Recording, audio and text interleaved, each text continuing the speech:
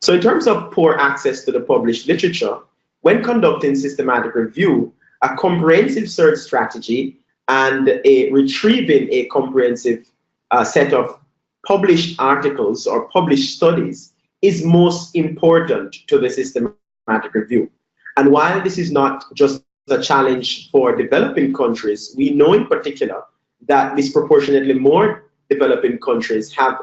limitations when it comes on to accessing the published literature. These are rooted primarily in the issue of cost, because subscription to large search databases such as Ovid are usually prohibitive and maybe more than an entire university library budget. So for example, at the University of the West Indies, which is a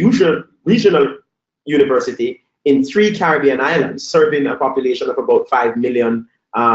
persons, we find that none of our campuses have a subscription to Ovid, mainly because of the costs. And so what we have done is primarily to work with other universities that have these kind of access. So information for evidence synthesis in systematic reviews incorporates both the peer-reviewed publication and the gray literature. And what we have found is that once you have a comprehensive search that brings in the necessary publications for inclusion or for search or for screening rather for your systematic reviews, a lot of them are often not accessible due to challenges in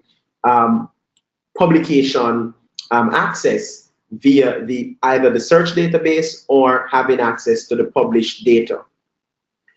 One of the things that we have done to overcome the challenge of the resource constraint is to register with the INARI. And the INARI is the WHO, the World Health Organization, Health Internetwork Access to Research Initiative, which allows over 1,500 journals from 6 major public publishers to provide free or partial access to more than 5,000 institutions in low and middle income countries. And so what you can do is you can look to use tools like INARI as well as other databases that might exist to allow you access to these publications.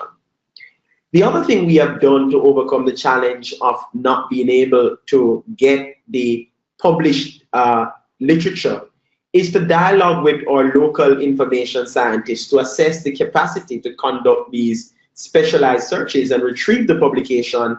a priori. So before we do the systematic review or before we embark on the actual process, it is important for researchers in developing countries to go to your local libraries and find out from your information scientists if they are able to access and to retrieve publications from major databases. And if the answer is no, then when you are doing your title registration form, which is something we do when we are setting up a new systematic review, then you can indicate to your review group with which you are going to do that systematic review that there are challenges in accessing the published literature.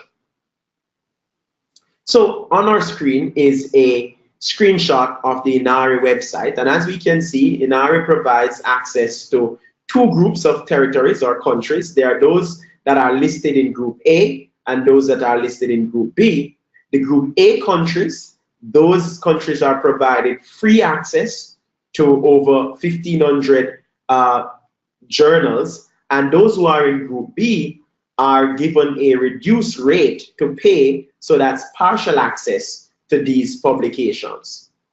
So to draw on an example of a systematic review I was involved in some years ago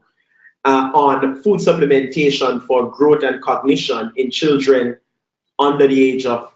6, what we found is that in country, in Jamaica, we were able to find 33% of the 300 full text articles that needed to be screened at the full text level for inclusion in our systematic review. However, if you look on the